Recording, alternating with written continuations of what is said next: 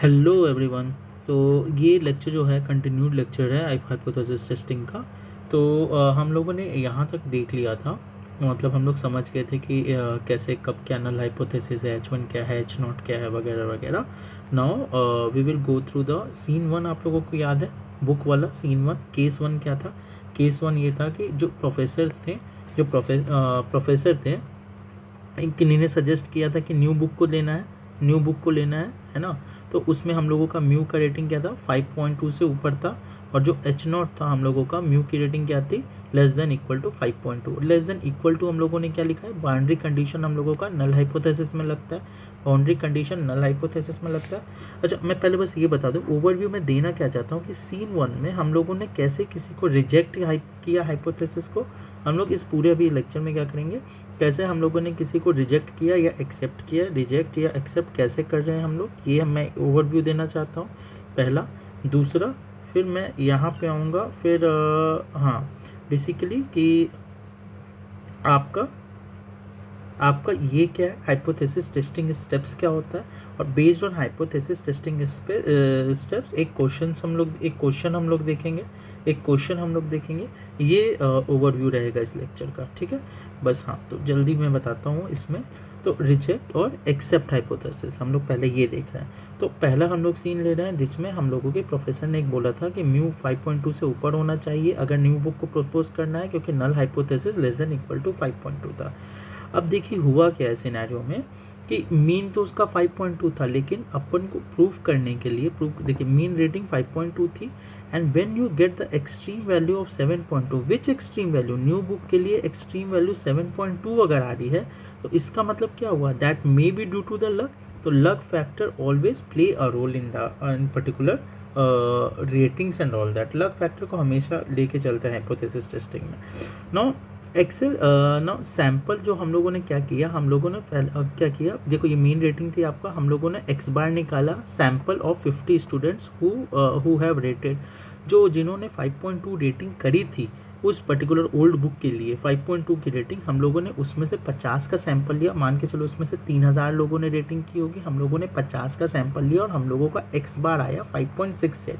Now it's not 5.2, it's 5.68। और अगर जो 5.68 आया तो हम लोगों का ओवरव्यू भी क्या बढ़ जाएगा, हम लोगों का सारा ये क्या बढ़ जाएगा, 5.68 से ऊपर होना चाहिए। 5.68 से अगर मेरा ऊपर रेटिंग रहा न्यू बुक का, 5.68 से अगर ऊपर रहा रेटिंग न्यू बुक का, तब हम लोग क्या करेंगे, ओल्ड बुक को रिजेक्ट करके न्यू बुक को एक्सेप्ट कर लेंगे। अगर इस रेंज में रहा अगर इस रेंज में रहा तो हम लोग नल हाइपोथेसिस को रिजेक्ट करके एक्सेप्ट करेंगे, ऑल्टरनेट हाइपोथेसिस एक्सेप्ट करेंगे, H1 है ना, ये करेंगे।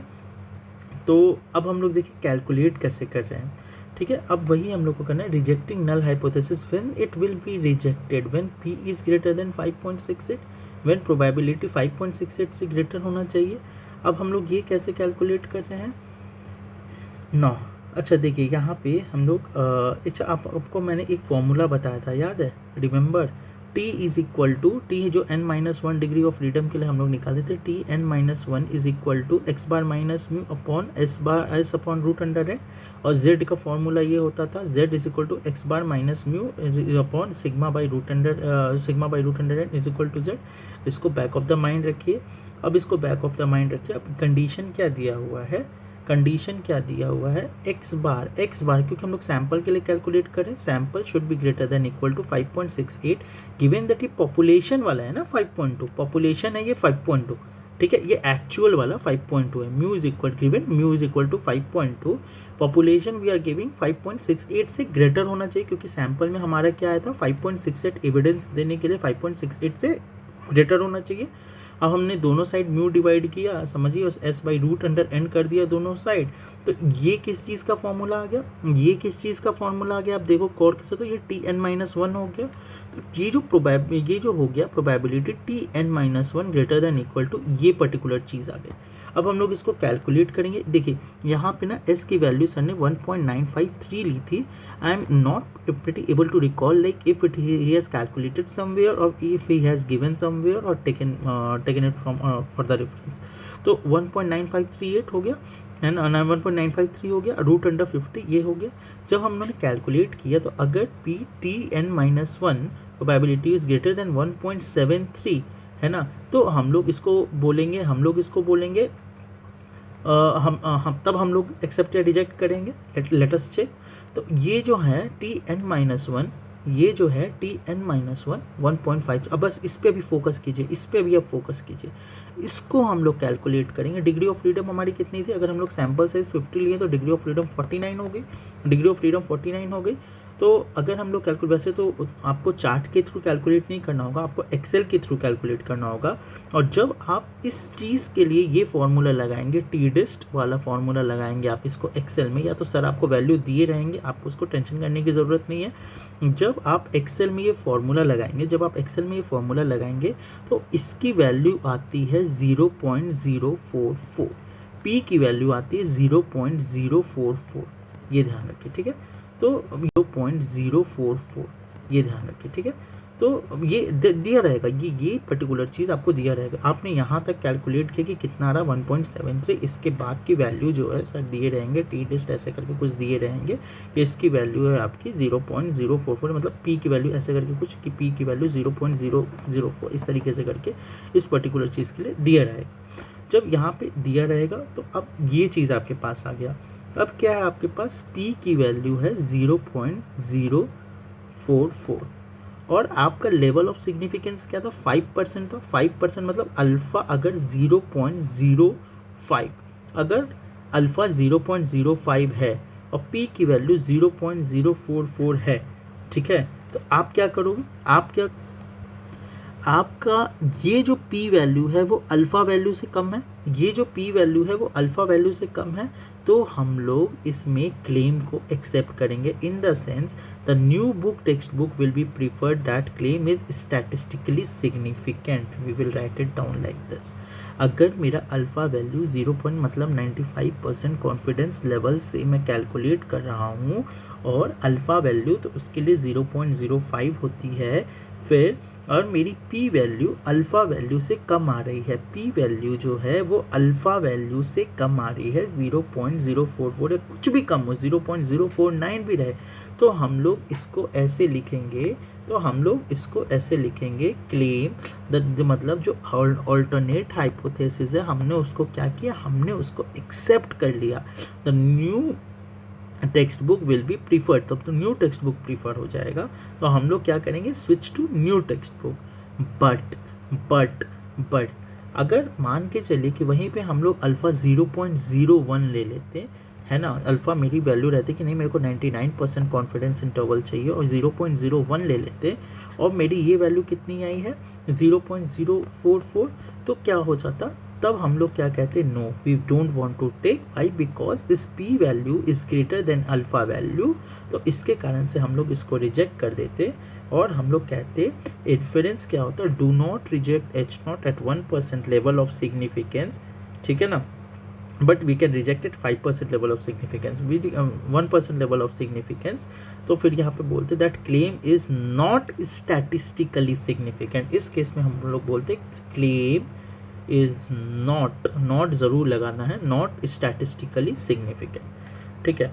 अब एक और चीज़ हो गया, वन टेल टू टेस्ट और टू टेल टेस्ट का हम लोग बताते हैं। देखिए इस केस में क्या था कि अगर देखिए यहाँ पे आपका था कि म्यू जो है वो लेस देन इक्वल टू, ये जब हम लोग यहाँ पे कैलकुलेट कर रहे थे, ये देखिए जब हम लोग यहाँ पे लिख रहे थे ये चीज़, mu is greater than 5.2 and H not is less than equal to 5.2, तो आप दिमाग में अगर कोई ग्राफ भी बना रहे हैं तो आप 5.2 कैसे सोच रहे हैं कि भाई एक साइडेड है, वन साइडेड, आप ये सोच रहे हैं अगर ये ग्राफ है ना, ये नॉर्मल हो गया। अब ये आप 5.2 सोच रहे हैं, भाई अगर 5.2 का भी बना रहे हैं तो आप इस तरीके से सोच रहे हैं, 5.68 जो हम लोगों ने एवरेज लिया, आप इस साइड का ग्राफ सोच रहे हैं, वन साइडेड ग्राफ, तो ये वन साइडेड टेल में आ जाएगा।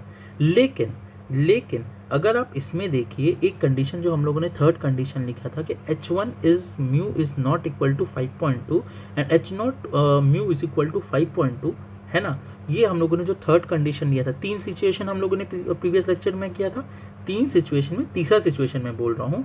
तो इसमें आपके दिमाग में कैसा इमेज बन रहा है कि अगर ये मेरा 5.2 है, जस्ट मतलब इस रेफरेंस के लिए 5.2 है है ना। तो मेरा दोनों तरीके से हो सकता है एरर, मतलब मेरा दोनों तरीके से इसमें बन रहा है ना कि मैं इधर भी जा सकता हूँ, इधर भी जा सकता हूँ। तो ये हो गया आपका two tail test. Two tail test. तो वन टेल टेस्ट में क्या होगा, वन टेल टेस्ट में आपका अल्फ़ा की वैल्यू जो होती है वो इसी में हो जाएगी। अगर ये 5% है तो 5% रहेगा, अगर ये अल्फ़ा की वैल्यू 2.5% है तो 2.5% रहेगा, 1% है तो 1% रहेगा। इसमें क्या होता है कि इसमें दोनों वैल्यूज़ ऐड हो जाती हैं, इधर की भी वैल्यू इधर की भी वैल्यू। मान के चलिए कि इसमें आपकी वैल्यू यहाँ पे 4.4 आई है, 4.4, तो ये 4.4 प्लस 4.4% ये 8.8% हो जाएगा। ठीक है, मैं एग्जाम्पल के लिखता हूँ। देखिए P values is low, null hypothesis. ठीक है, अब यहाँ पे देखिए अल्फ़ा की वैल्यू 5% के बाद हम लोग को 5% कॉन्फिडेंस इंटरवल पे, मतलब 0.05%, 0.05 पे देखना है। ठीक है, एक्स बार आपका 5.68 है और आपका ये वैल्यू आया 4.9। ठीक है, 5.9 आया आपके लिए, मतलब सर ने एक मतलब ऐसे एग्जांपल था कि आपका जो ये वैल्यू आया है, आपका जो नए बुक की जो वैल्यू आई है आपकी 5.9 आई है, 5.9 आई है। 5.9 के लिए जो आपका ये है पी वैल्यू है, पी वैल्यू हम लोगों ने कैसे कैलकुलेट किया, पहले टी वैल्यू कैलकुलेट किया, टी वैल्यू से फिर हम लोग ये वाला एक्सेल का फॉर्मूला लगाए, एक्सेल का फॉर्मूला लगाया, एक्सेल के फॉर्मूला लगाने के बाद फिर मतलब टी डिस्ट वाला, उसके बाद हम लोगों का पी वैल्यू आया। पी वैल्यू आपका आया टू टेल टेस्ट के लिए 4.4 आया। तो 4.4 को हम डायरेक्टली नहीं लिखेंगे टू टेल टेस्ट में, 4.4 प्लस 4.4 ये 8.8 हो जाएगा। अगर आप इसको डायरेक्टली कर दीजिएगा 4.4 तो क्या होगा, आप तो 4.4 में तो 0.044 आप सोच लिए, 0.04, तो इसका मतलब आपने अल्टरनेट हाइपोथेसिस को एक्सेप्ट कर लिया। बट ट्विस्ट कहाँ पर है, ट्विस्ट है कि ये टू टेल टेस्ट है, ये टू टेल टेस्ट है। आपको ये समझना होगा टू टेल टेस्ट कब लगाना है, वन टेल टेस्ट कब लगाना है। ये टू टेल टेस्ट है ना, जब आपका दोनों साइड से चांसेस हो, दोनों साइड से हाइपोथेसिस के लिए चांसेस हो, मतलब वैल्यूज़ के चांसेस हो, तब आपको टू टेल टेस्ट लगाना है। तो यहाँ पे अल्फ़ा क्या होगा, 8.8 हो गया। So we do not reject H not hypothesis as we have, और या तो फिर हम लोग इसको अल्फ़ा को अगर 10% सेट करते और 8.8% आ रहा है तो हम लोग इसको एक्सेप्ट कर लेते, लेकिन at 5% level of significance we will reject it. Okay, simple word में बता रहा हूँ, टू टेल टेस्ट आप तब लीजिएगा, टू टेल टेस्ट आप जब लीजिएगा जब आपके पास कोई स्पेसिफिक डायरेक्शन नहीं हो। There is no any specific direction, we are testing for any difference between two groups और values. The hypothesis is not predicting any direction of the difference, है ना। केस 3 में हम लोग देखें।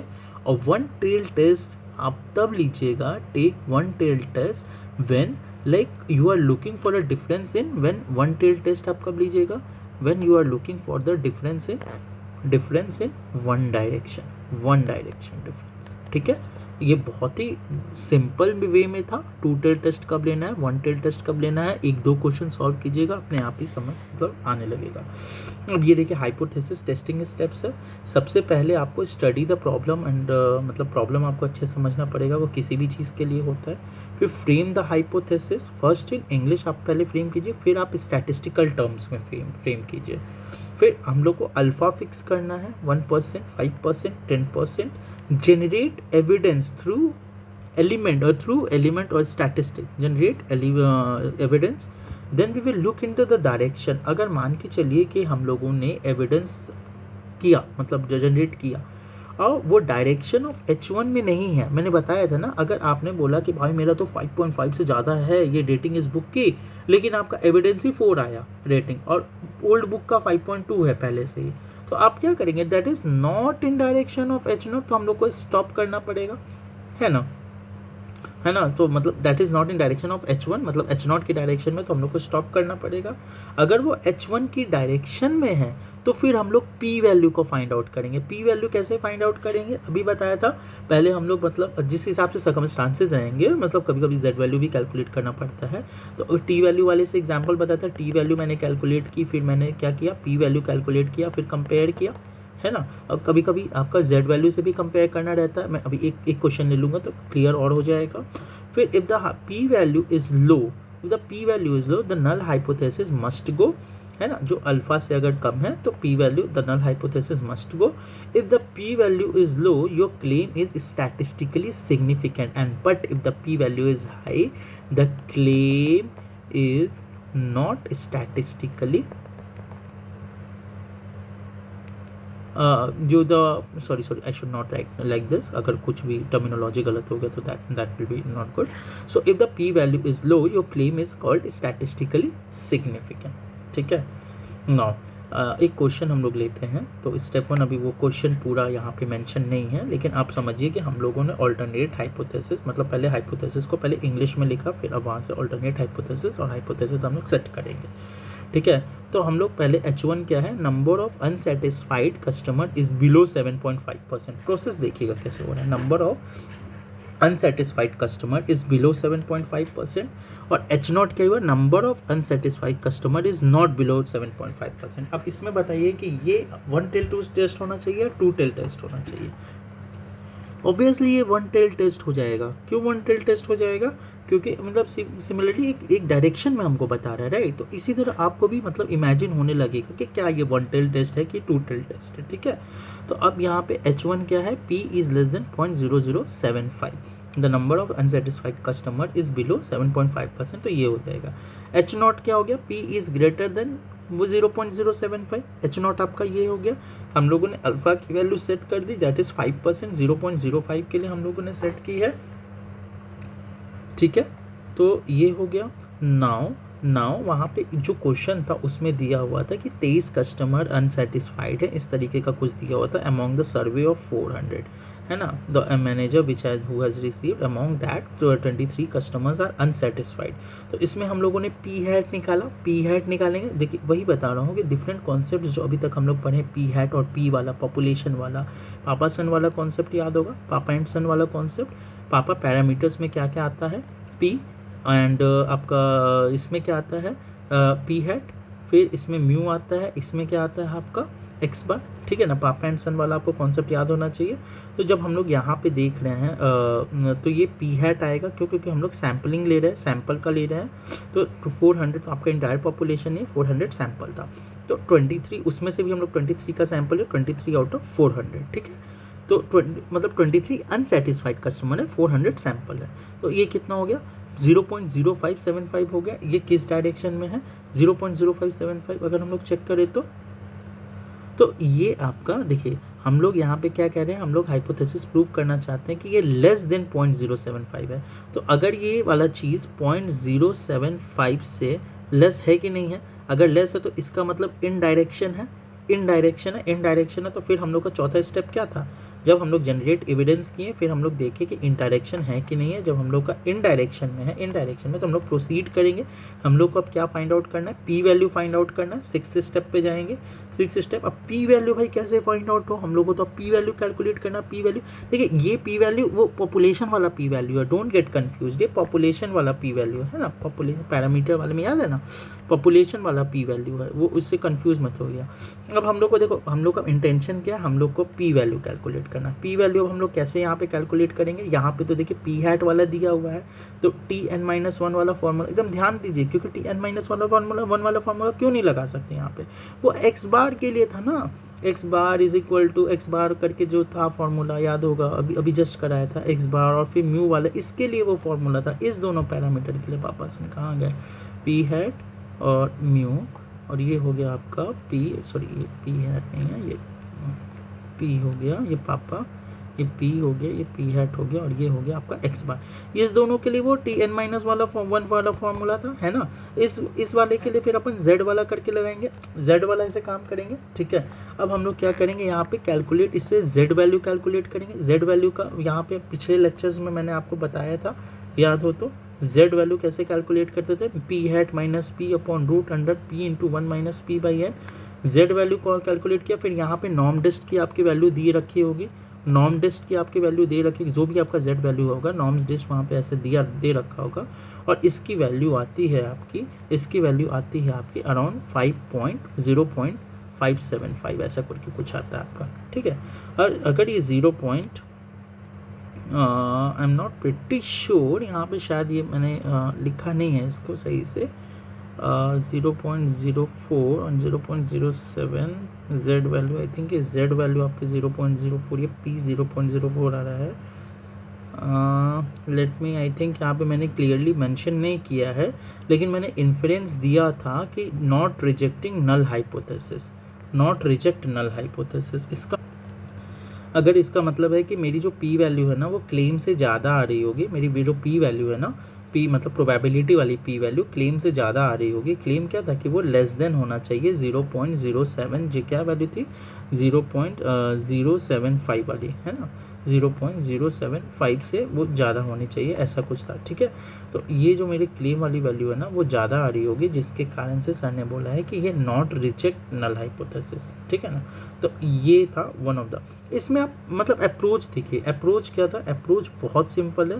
पहले हम लोगों ने क्या किया, ये फ्रेम किया, ये हम लोगों ने हाइपोथेसिस फ्रेम किया, फिर इसको हम लोगों ने सिग्निफिकेंट मतलब स्टैटिस्टिकल टर्म में फ्रेम किए, उसके बाद हम लोग अल्फ़ा सेट किए, अल्फ़ा सेट करने के बाद फिर हम लोगों ने क्या किया, उसके लिए एविडेंस निकाला। एविडेंस जब हम लोगों ने निकाला and when we have check that it is in the direction of H1 और not, like my alternate hypothesis और नॉट, हम लोगों ने ये वाली चीज़ करी। अब जब हम लोगों ने इसके डायरेक्शंस को फाइंड आउट किया तो इसके बाद हम लोगों को क्या निकालना था, पी वैल्यू निकालना था। हमारा मेन एम क्या था, पी वैल्यू निकालना।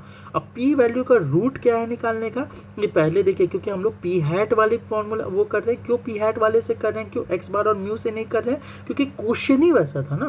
क्वेश्चन हम लोगों को पॉपुलेशन के टर्म्स में दिया हुआ था, लाइक एक्स बार वो दिया हुआ था पॉपुलेशन के टर्म्स में कि 23 लोग अनसेटिस्फाइड है 400 में से, इसलिए हम लोग को पी हैट वाले फॉर्मूला से निकालना पड़ा। तो उस केस में हम लोग लेंगे z, पहले हम लोग z निकालेंगे, जो z वैल्यू आएगी ना, z वैल्यू से फिर हम लोग यहाँ से कैलकुलेट करेंगे, नॉर्मडेस्ट करके फॉर्मूला होता है। सर ये वाली वैल्यू दे रखे होंगे क्योंकि आप लोग को एक्सेल अलाउड नहीं है, जो नॉर्मडेस्ट से यहाँ पे एक पर्टिकुलर जो z की वैल्यू आएगी उसके लिए नॉर्मडेस्ट की वैल्यू दे रखे होंगे, मतलब p की वैल्यू वहाँ पे आपको मिल जाएगी।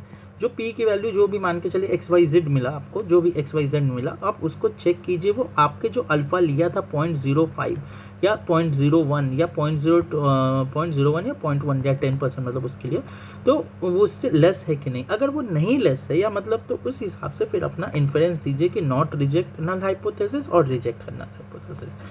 आई think you got this one. So एक लास्ट क्वेश्चन करके हम लोग ये पूरा हाइपोथेसिस इसका क्लोज करेंगे, दैट इज, आई थिंक ये पूरा एक क्वेश्चन का लेक्चर ही है, इसमें बहुत सारे फार्मूलाज हैं और ये this want be good from my and कि मैं इसको एक ही लेक्चर मतलब कंटिन्यूड कर दूँ 5-10 मिनट में, वो भगाना हो जाएगा। मैं एज ए रेफरेंस एक हाइपोथेसिस टेस्टिंग इसका सी पार्ट लगता है लेना पड़ जाएगा, ठीक है। Wait I will, okay then we will close it there and next lecture में मैं ये कवर अप करता हूँ। Okay, God bless you all.